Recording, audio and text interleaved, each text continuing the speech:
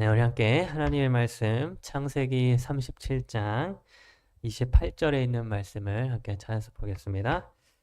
창세기 37장 28절에 있는 말씀입니다. 찾으셨으면 우리 함께 다 같이 한번 읽도록 하겠습니다. 창세기 37장 28절 우리 함께 읽겠습니다. 시작.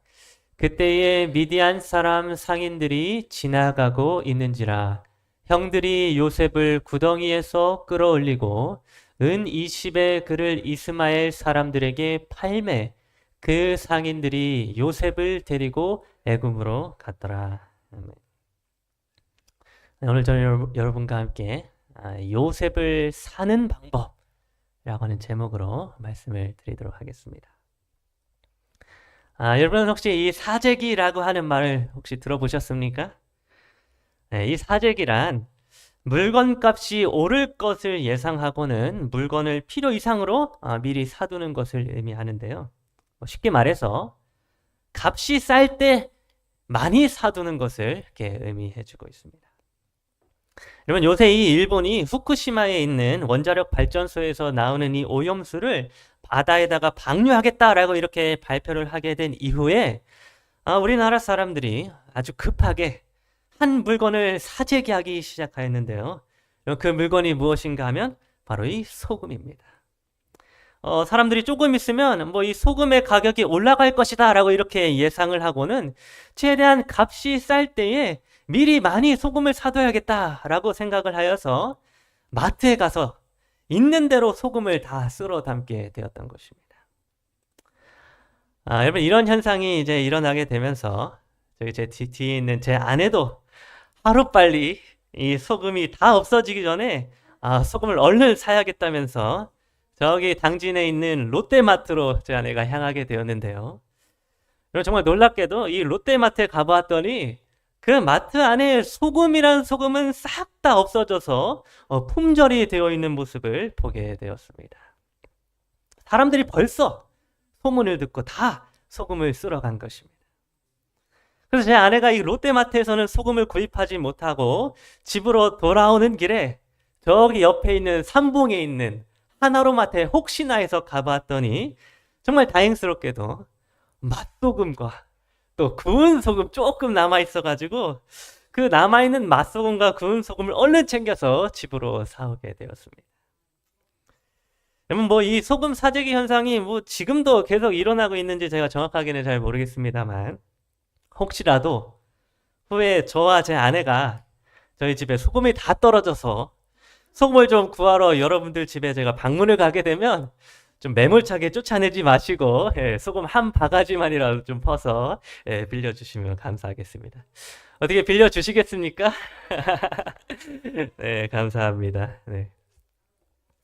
여하튼 이렇게 여러분 오늘날 우리가 살아가는 이 세상에는 때에 따라서 전에는 내가 충분히 살 수 있었던 어떤 물건이 어느 날 가격이 너무 올라서 살 수 없게 되는 그런 일들이 일어나게 되기도 합니다. 혹은 내 집안 형편이 갑자기 어려워져서 전에는 그냥 편하게 살 수 있었던 물건을 사지 못하게 되는 그런 경우가 생기기도 하는 것입니다. 그래서 여러분 이 세상에서는 이 때라고 하는 것이 굉장히 중요한데요.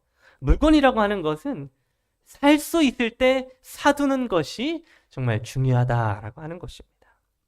값이 가장 덜 나갈 때 사두어서 후에 그 물건을 사지 못하게 되는 일이 생기지 않을 수 있도록 이 때를 맞추는 것이 중요하다는 것입니다. 그런데 여러분 이와 같은 교훈은 그저 이 세상에서 얻을 수 있는 교훈일 뿐만 아니라 하나님의 말씀인 성경에서도 얻을 수 있는 그런 교훈이었습니다. 여러분 오늘의 본문 말씀인 창세기 37장 28절은 그때에 미디안 상인들이 지나가고 있는지라 라고 이렇게 기록을 해줌으로써 이 때에 관한 기록을 해주고 있었는데요. 과연 이 때가 어떤 때였는지를 우리가 함께 살펴보도록 하겠습니다. 여러분 요셉이라고 하는 사람은 이 때에 지나가고 있던 미디안 상인들에 의하여 은 20의 노예로 팔리게 되었습니다. 상인들은 은 20이라고 하는 이만큼의 돈을 주고는 요셉의 형들에게서 요셉을 사게 되었던 것입니다. 여러분, 이 은 20이라고 하는 돈의 가치가 오늘날로 환산하자면 얼마 정도 될 것 같습니까? 네, 오늘날로 환산하자면 은 20은 약 400만 원 정도가 된다고 볼 수 있습니다. 그러니까 지금 미디안 상인들이 400만 원 정도를 주고 이 요셉이라고 하는 한 사람을 사가게 되었다라고 하는 것입니다. 어떻습니까, 여러분? 여러분이 보기에 400만 원 정도면 싸 보이십니까? 아니면 좀 비싸 보이십니까? 여러분, 요셉의 인생 가운데 이토록 자신의 가치가 낮아진 적은 없었습니다. 요셉의 인생 가운데에 그 어떤 때라도 그가 은 20에 팔릴 만한 때는 존재하지 않았습니다. 이 때를 제외하고 미디안 상인들이 지나가고 있었던 바로 이 때를 제외하면 요셉이라고 하는 사람은 결코 은 20에 돈 400만 원에 팔릴 만한 그런 사람이 전혀 아니었다고 하는 것입니다. 여러분, 요셉은 가나안 땅에 살고 있었던 엄청난 부자, 아버지 야곱의 가장 사랑받는 아들이었습니다. 그래서 창세기 37장 3절은 이렇게 기록합니다. 요셉은 노년에 얻은 아들이므로 이스라엘이 야곱입니다. 야곱이 여러 아들들보다 그를 더 사랑함으로 그를 위하여 채색옷을 지었더니.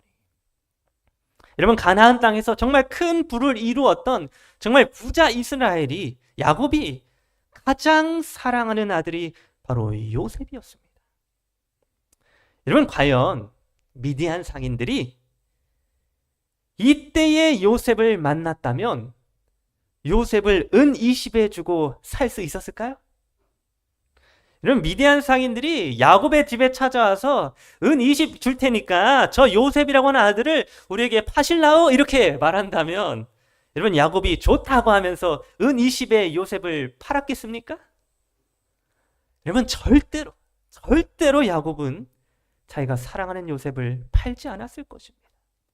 아마 미디안 상인들이 전 재산을 다 준다고 하고 또 세상에 있는 모든 것들을 다 준다고 해도 야곱은 절대로 자기가 사랑하는 요셉을 팔지 않았을 것입니다. 여러분, 이것은 요셉의 과거의 가치가 어떠하였는지를 보여주고 있습니다. 여러분, 요셉은 미디안 상인들에게 팔리기 전에 세상에서 그 어떤 값을 주고도 살 수 없을 만큼 정말 높은 가치를 지니고 있는 사람이었습니다. 결코 팔릴 수도 없고 결코 누가 살 수도 없을 만큼 너무나도 큰 가치를 지닌 그런 사랑받는 아들이 요셉이었다고 하는 것입니다. 또한 여러분, 창세기 41장 41절부터 43절은 제가 장소를 잘못 표시했네요. 창세기 41장 41절부터 43절은 요셉의 미래의 가치에 대하여 이렇게 기록해주고 있습니다. 바로가 또 요셉에게 이르되 내가 너를 애굽 온 땅의 총리가 되게 하노라 하고 자기의 인장 반지를 빼어 요셉의 손에 끼우고 그에게 세마포 옷을 입히고 금사슬을 목에 걸고 자기에게 있는 버금수레에 그를 태우매 바로가 그에게 애굽 전국을 총리로 다스리게 하였더라. 여러분, 요셉의 미래의 가치는 과거보다 훨씬 더 귀하였습니다. 요셉은 애굽 전국을 다스리는 총리가 되어서 바로 왕의 권세를 상징하는 인장반지를 손에 끼웠고 왕이 입는 옷인 세마포 옷을 입었으며 금사슬을 목에 걸고 한 나라의 2인자만이 탈 수 있는 이 버금 수레를 요셉이 타게 되었습니다. 여러분, 이때의 요셉의 가치는 정말 도무지 말로는 환산할 수 없는 그런 수준이었습니다.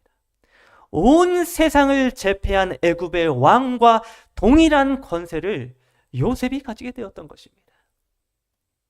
여러분, 만약에 이때에 미디안 상인들이 애굽에 찾아와서 바로 왕에게 저 총리 요셉을 은 20에 파시오라고 이렇게 말한다면 여러분, 바로 왕이 옛다, 은 20에 요셉 총리를 가져가라 라고 하면서 요셉을 팔았겠습니까? 여러분, 미디안 상인들은 감히 총리였던 요셉의 얼굴도 보지 못하였을 것입니다. 여러분, 미쳤다고 미디안 상인들이 총리 요셉을 은 20에 사겠다고 말하겠습니까? 여러분, 그것은 완전히 불가능한 일인 것입니다. 그러면 여러분, 사실 미디안 상인들이 은 20에 요셉을 샀다라고 하는 것은 완전히 불가능한 일이었습니다. 원래대로였다면 미디안 상인들은 결코 아버지의 사랑받는 아들 요셉을 은 20에 주고 살 수 없었을 것입니다. 또 원래대로였다면 미디안 상인들은 애굽의 총리가 된 요셉을 결코 살 수 없었을 것입니다. 그런데 여러분, 정상적인 상황이라면 도무지 살 수 없는 정말 귀하디 귀한 요셉이 놀랍게도 단돈 은 20에 팔리게 되는 엄청난 사건이 일어나게 되었는데, 그 사건이 바로 오늘의 본문 말씀 창세기 37장 28절에 기록되어져 있었습니다. 그때에 미디안 사람 상인들이 지나가고 있는지라 형들이 요셉을 구덩이에서 끌어올리고 은 20의 그를 이스마엘 사람들에게 팔매 그 상인들이 요셉을 데리고 애굽으로 갔더라. 이런 놀라운 일이 벌어졌습니다. 엄청난 가치를 지니고 있던 요셉이 단돈 20에 팔리게 되었습니다. 도무지 상상할 수 없을 만큼 놀라운 일이 일어난 것입니다. 가나안 땅의 엄청난 부자 야곱의 끔찍히 사랑받는 아들 요셉이, 또 온 애굽 땅과 온 세상을 다스리는 총리 요셉이 지금 고작 은 20세겔에 팔리게 되었다는 것입니다. 그럼 어떻게 이런 일이 일어날 수 있었을까요? 어떻게 미디안 상인들은 은 20이라고 하는 정말 거저주는 값에 요셉을 살 수 있었을까요? 도대체 이 때가 어떤 때였길래 미디안 상인들이 요셉을 살 수 있게 되었던 것일까요? 여러분, 먼저 이 때는 어떤 때였는가 하면 바로 요셉이 사랑하는 아버지 야곱으로부터 떠나게 되었던 때였습니다. 창세기 37장 13절은 그 사실에 대하여 이렇게 기록합니다. 이스라엘이 요셉에게 이르되 네 형들이 세겜에서 양을 치지 아니하느냐? 너는 그들에게로 보내리라. 요셉이 아버지에게 대답하되 내가 그리하겠나이다. 여러분, 요셉이 미디안 상인들에게 은 20에 팔리게 되었던 그때는 어떤 때였는가 하면 바로 요셉이 아버지 야곱으로부터 보냄을 받아서 떠나게 되었던 때였습니다. 세겜에서 양을 치고 있는 형들에게 가보라 라고 하는 이 아버지의 명령에 따라서 내가 그러하겠나이다 라고 대답을 하므로 형들이 있는 곳을 향하여 사랑하는 아버지를 떠나서 가게 되었던 그때가 바로 요셉이 미디안 상인들에게 팔리게 된 때였던 것입니다. 또 두 번째로 이 때는 어떤 때였는가 하면 바로 요셉의 채색옷이 벗겨지게 되었던 때였습니다. 창세기 37장 23절은 이렇게 기록합니다. 요셉이 형들에게 이르매 그의 형들이 요셉의 옷, 곧 그가 입은 채색옷을 벗기고. 여러분, 미디안 상인들이 요셉을 살 수 있게 되었던 그때는 바로 요셉의 채색옷이 벗겨지게 되었을 때였습니다. 사랑하는 아버지 야곱이 그를 정말 사랑한다고 하는 표시로 입혀주었던 이 채색옷이 형제들에 의하여 완전히 다 발가 벗겨지게 되었을 때에 그때의 요셉은 미디안 상인들에게 구입되어질 수 있게 되었던 것입니다. 마지막 세 번째로 이때는 어떤 때였는가 하면 바로 요셉이 구덩이 속에 던져져서 죽게 되었을 때였습니다. 창세기 37장 24절은 이렇게 기록합니다. 그를 잡아 구덩이에 던지니 그 구덩이는 빈 것이라 그 속에 물이 없었더라. 여러분, 이 구덩이는 비어있는 빈 구덩이였고 또 그 속에는 물이 없었습니다. 아무것도 없는 비어있는 곳, 그리고 생명을 상징하는 물이 없는 그 빈 구덩이 속에 요셉은 형제들에 의하여 던져지게 되었고 그곳에서 요셉은 죽임을 당할 위기에 처하게 되었습니다. 여러분, 바로 이러한 때가 요셉이 미디안 상인들에게 은 20에 팔리게 되었던 그 때였습니다. 여러분, 원래대로라면 결코 팔릴 수가 없고 결코 살 수 없는 그 높고 높은 가치를 지니고 있었던 요셉이 아버지를 떠나서 형제들에게 가고 그의 옷이 벗겨짐을 당하고 물이 비어있는 빈 구덩이 속에 던져져 죽임을 당하게 되었을 때에, 그때에 비로소 지나가던 미디안 상인들이 살 수 있을 만큼 그의 가격이 낮아지게 되었던 것입니다. 여러분, 바로 이때에, 바로 이 순간에 요셉이라고 하는 사람이 가장 낮고 비참한 모습이 되어서 어느 누구라도 살 수 있는 가격이 되었을 때에, 그때 미디안 상인들은 요셉을 사게 되었습니다. 아버지의 가장 사랑받는 아들이자 애굽 온 땅을 다스리는 총리 요셉을 미디안 상인들은 단돈 은 20에 살 수 있게 되었던 것입니다. 그런데 여러분, 이 요셉의 이야기는 사실 예수 그리스도의 이야기를 우리들에게 나타내 주고 있었습니다. 그 높은 가치를 지니고 있었던 요셉이 미디안 상인들에게 은 20에 팔리게 되는 이 이야기는 사실 예수님의 이야기를 나타내 주고 있었다는 것입니다. 여러분, 요셉이 가나안 땅에 있는 아버지 야곱에게 가장 사랑받는 아들이었던 것처럼 예수 그리스도께서도 저 하늘에서 아버지 하나님에게 가장 사랑받는 독생자 아들이셨습니다. 또한 요셉이 후에 애굽 온 땅과 온 세상을 다스리는 총리가 되었던 것처럼 예수 그리스도께서도 이 세상뿐만이 아니라 온 우주와 만물을 다스리시는 만왕의 왕이 되셨습니다. 그래서 여러분, 사실은 영원 전부터 영원까지, 즉 과거에나 미래에나 이 예수님이라고 하는 분은 우리 인간이, 우리 인류가 결코 값을 주고 살 수 없는 너무나도 높은 분이셨습니다. 감히 우리가 예수 그리스도라고 하는 분을 사겠다라고 하는 생각조차 할 수 없을 만큼 예수님이라고 하는 분은 온 우주에서 가장 소중하고 가장 높으신 분이신 것입니다. 그런데 여러분, 놀라운 일이 일어났습니다. 결코 우리 인간의 노력으로는 감히 살 수 없고 감히 소유할 수 없는 예수 그리스도를 우리 사람이 살 수 있게 되었는데, 여러분, 요한계시록 3장 18절은 그 사실에 대해 이렇게 기록해 주고 있습니다. 내가 너를 권하노니 내게로 불로 연단한 금을 사서 부유하게 하고 흰 옷을 사서 입어 벌거벗은 수치를 보이지 않게 하고 안약을 사서 눈에 발라 보게 하라. 여러분, 이 말씀은 예수님께서 친히 하신 말씀이었는데요, 지금 예수님께서 뭐라고 말씀하고 있는가 하면 자기 자신을 사라라고 말씀해 주고 있었습니다. 즉 우리가 예수 그리스도를 살 수 있게 되었다고 하는 것입니다.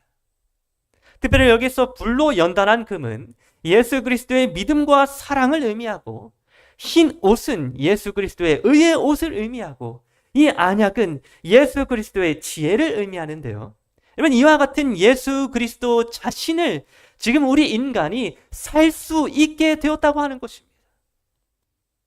여러분, 도대체 어떻게 우리가 예수님을 살 수 있을까요? 어떻게 우리가 하나님의 아들이자 만왕의 왕이신 예수님을 살 수 있게 되었을까요? 우리는 어느 때에 예수님을 살 수 있게 되었을까요? 여러분, 오늘 우리가 예수님을 살 수 있게 된 그때는 바로 예수님이 하나님 아버지를 떠나 이 땅에 오셨을 때였습니다. 요한복음 3장 17절은 그 사실을 이렇게 기록해 주고 있습니다. 하나님이 그 아들을 세상에 보내신 것은 세상이 구원을 받게 하려 하심이라.